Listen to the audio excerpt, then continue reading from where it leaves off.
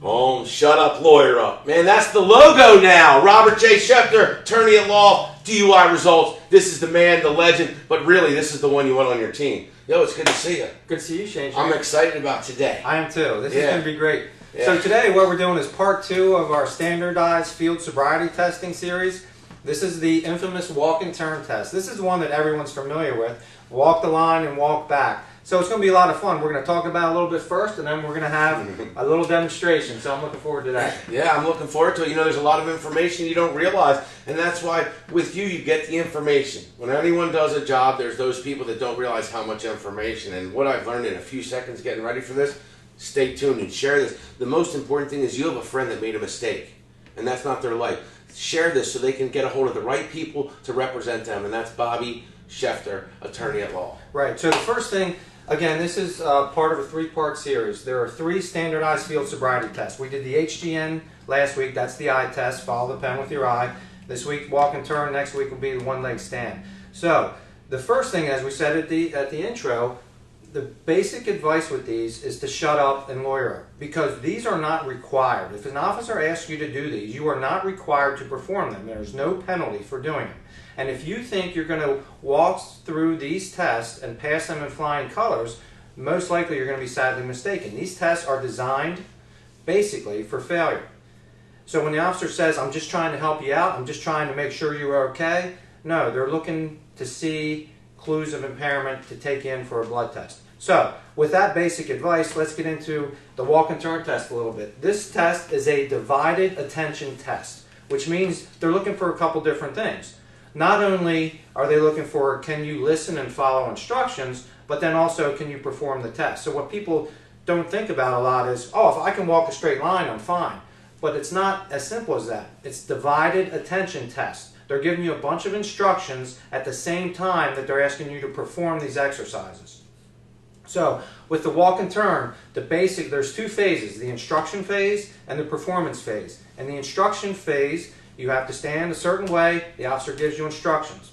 And then there's the performance phase where you actually do the walk and turn. The instruction phase is as important as the performance phase, and people get lost in that. The test is not as simple as walk a line. As we'll see in a minute, it's a lot more complicated than that. Probably the easiest thing for us to do is to just get up and kind of go through it. Now, if someone's going through this, right, because I want to let people know, man, shut up and lawyer up means when you're going through this, your adrenaline's going, things are happening quick. Can they stop and say, I want to talk to my attorney? When do you do that? Absolutely. Well, ideally you do it before. Right, but if they did it, they're already into the test and started. At any point. I mean, you can stop it at any point. And what do I say? I just want to talk to my attorney. And be polite. You know, I never want anyone to be disrespectful to an officer, but say, with all due respect, sir, I'm not going to perform any more tests. And you stop right in the middle. Okay, but we're going to perform them today, huh? Yeah. All right, let's do it. Okay, so the instruction phase goes something like this. First of all, let's put it in the correct scenario. You've been pulled over the side of the road, probably late at night, probably dark. If it is like it is now, it's cold outside, and you're on the side of the road with the emergency lights going. Here we go. All right, Mr. Vigari.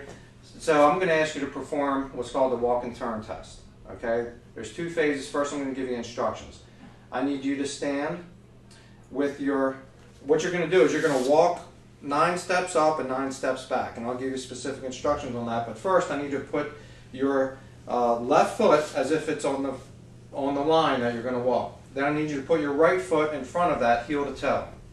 Then I need you to stand with your arms at your side and listen to my instructions. Do not start until I'm done giving my instructions. Do you understand everything that I've said so far? Yes. Do you have any physical or medical conditions that would prevent you from performing this test? No. I mean, I have cracked ribs now, but I'm going to say that. Okay, so while lots of people do have physical limitations that they need to bring up to the officer, okay? So, you have cracked ribs. I have cracked ribs. With cracked ribs, do you still think you can walk 9 steps? Yes. Okay, all right. So, for the walk and turn test, what I'm going to ask you to do is take 9 steps, heel to toe. For each step, I'm going to ask you to count out loud. Watch your feet while you're performing it. Once you start, please do not stop and do not raise your arms. Do you understand the instructions so far? Yes. Okay, I'm going to give you the officer should give you a short demonstration. They typically won't walk on And you 9 still got to steps. stand like this the whole time? Yes. Jeez. Guys, this is hard. Like, an officer typically will give you a demonstration where they're going to do 3 steps, or maybe 4 or 5, but they typically aren't going to do the full 9. So they're going to go 1, 2, 3, and now the turn. For your turn, I'm going to ask you to keep the lead foot on the line and turn using a series of small steps with your other foot. And then proceed 9 steps back. Do you understand the instructions? yes. Do you have any questions? No. Okay, go ahead. So one question I have: when do I start counting if I have one already in front of the other? Is that one? When you take the first step. Okay. Okay. All right. Can I start? You may start. 1, 2, 3, 4, 5, 6, 7, 8, 9. 1, 2, 3, 4, 5, 6, 7, 8, 9. Okay, you're good. Okay, so That's stressful, man. I'll tell you, I'm sitting here sweating, making sure I did it, and that's in a controlled environment right here. exactly. So It's hard to keep the whole time like that. right, and that's where And you're nervous, and I'm nervous just to hear that's not even in the environment. right, and that's what a lot of people don't understand is that. Again, you think it's easy to walk a straight line, but there's so much more to it. Way more. And so once we start looking at all the different requirements, what I do when I get the videotape, the dash cam video of these tests, there's a lot of things I'm looking for in what the officer did, okay? Because lots of times the officer won't ask about physical or medical limitations. They're supposed to ask you that and clear that with you before they do the test. And if you say, oh, I had 2 knee operations, and then they say, okay, like Ray, you guys want to try to do the test? I can try it. You want the test? No. But, like in Ray's case, or you with the cracked ribs, if you say, I don't really think I can do this, they should stop right there. But what I see a lot is the person will say, well, I had knee replacements, but I'll give it a try anyway. Again, if you have any limitations, just don't do it. And the officer really, if they're told about those limitations, they shouldn't go ahead and have you perform the test. So what I'm paying attention to in the video is the officer giving all the instructions. Lots of times I'll see him forget to say, don't raise your arms, okay? And if you raise your arms like more than 6 inches, they record that as a clue. But if they don't tell you that, then they can't record it as a clue. And in my mind, if they don't tell you that you can't raise your arms more than 6 inches, then if you do that, they can't say that's a clue. The other thing we look for is, they'll say that people miss heel to toe. Now, you did a great job. You make sure, and I would, you want to kick that. You want to make sure it's there. If it's anything more than ½ an inch, It's a clue? it's a clue. And lots of times you can't see that on the video. Other things No, where... because people wear baggy clothes and big jeans Right. sometimes. I would think that would And be a tough that one. brings me to another one. If the person has heels on higher than 2 inches, they're supposed to be given the option of removing their shoes before they perform the test. The same with unusual footwear, they call it, like flip-flops or sandals or something like that. They're supposed to be given the option. So, and it doesn't just apply to women. Some guys, construction boots, those sort of things, cowboy boots, Yeah. they can be higher than 2 inches. So they should be given that option. Again, and you see as you go through the test, this is not something you commonly do. No, Right? you have to lead foot, turn. I'm like, I had to make sure I turn the right way with my No lead one foot. walks heel to toe, No. and no one has ever, have you ever in your private life, whatever you do, done a turn like that? No. So it's not as simple as walking a line. That's why, even if you, we could watch videos of my clients performing these tests, and they look fine. They look perfectly sober, but they could demonstrate 4, 5, 6 clues. So that's why, I advise against the test, because even if you think you're sober and you're going to do fine, you're likely to demonstrate a clue or two. And if you demonstrate 2 clues, that's recorded as a failure. Now, the tests really aren't pass-fail, but more than 2 clues, or 2 or more clues, is an indication of impairment under the prosecution studies.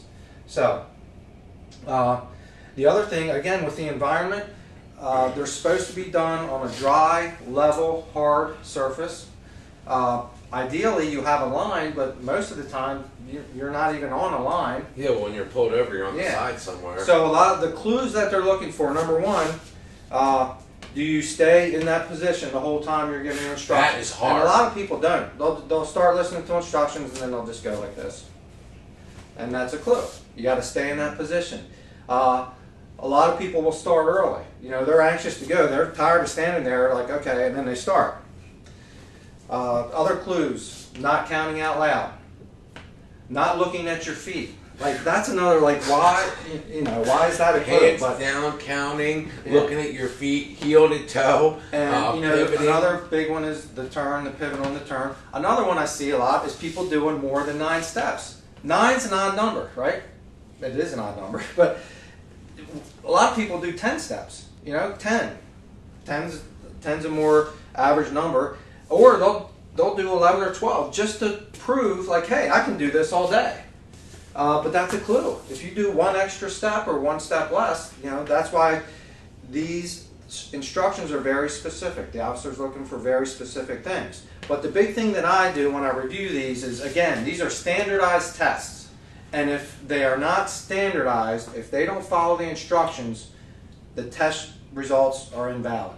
I think people are scared to say they want to not do the test. Right. I really think at the end of the day, and people are like, yeah, it sounds good, but it's in your best interest. Right. You need to understand. Someone had said they make it hard for you. Is that true, Bobby? Absolutely.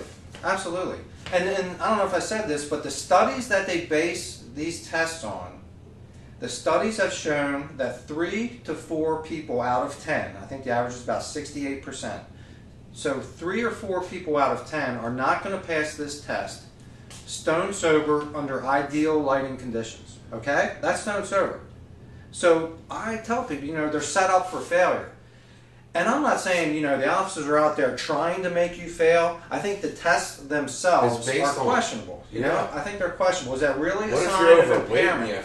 That's another. That's a great point, Shane, because the studies say if the person is over 65 years old or overly obese, and I'm not exactly sure what weight that is, right. but those people are more likely to not perform well on the test. Yeah, because I would think just sitting there, the first part is really hard. To sit there, like you said, with your left foot here, your other one here, hands down, look at it. I mean, those are all instructionals that you have to pay attention to besides the test. And you're in an environment where you're scared, you're stressed, you're worried. Mm-hmm. That's why you shut up and lawyer up.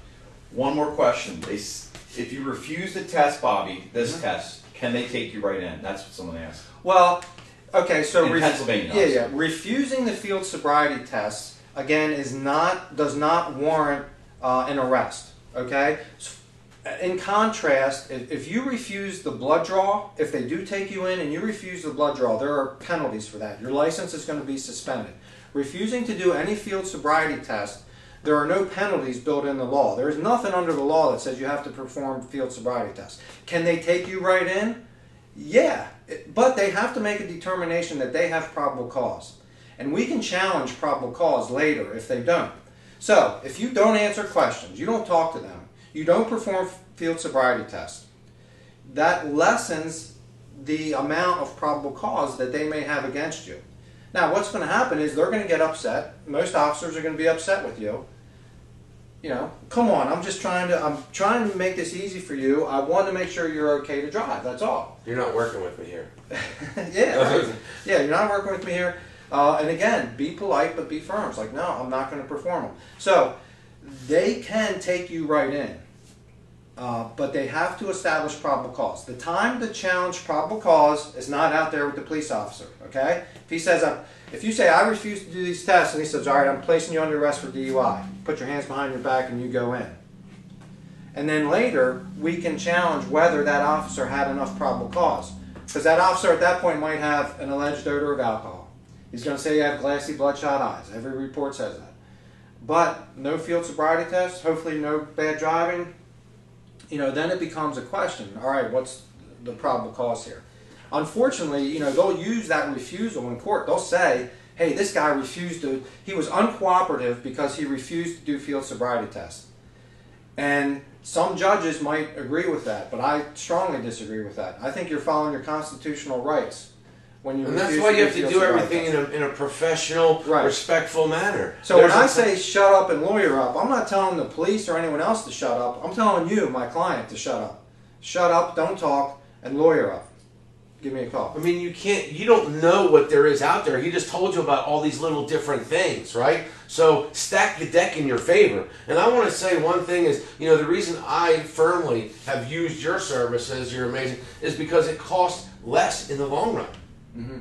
Yeah. I mean, at the end of the day, it's a money thing too. Absolutely. As you go through this whole process and you face charges, you will, the fees and costs go up incrementally throughout the system. And your insurance for how long? Right. I mean, So when you're looking up front at what it costs to hire a good lawyer, first of all, you know, my rates are going to be reasonable, comparable to other attorneys, if not less. Definitely within the York area. You know, when you get, sometimes people. I've used them, so I know. I can tell you. But in the long run, it's going to be well worth it. Yeah, it is. I mean, look at it. Your insurance costs, guys, I'm telling you, long term. Pay up front, get covered up front, feel good and protected up front. You live a better quality of life having somebody help you through the process. That's at the end of the day, that's what this is all about. This is to let you know he's a regular guy, works really hard, has a passion. How long have you been doing this? 22 years. So I know a lot of you are intimidated by attorneys, but this is what Bobby's doing here is letting you get to know him and his firm and how they're here to help you and serve this community. That's important. Yeah.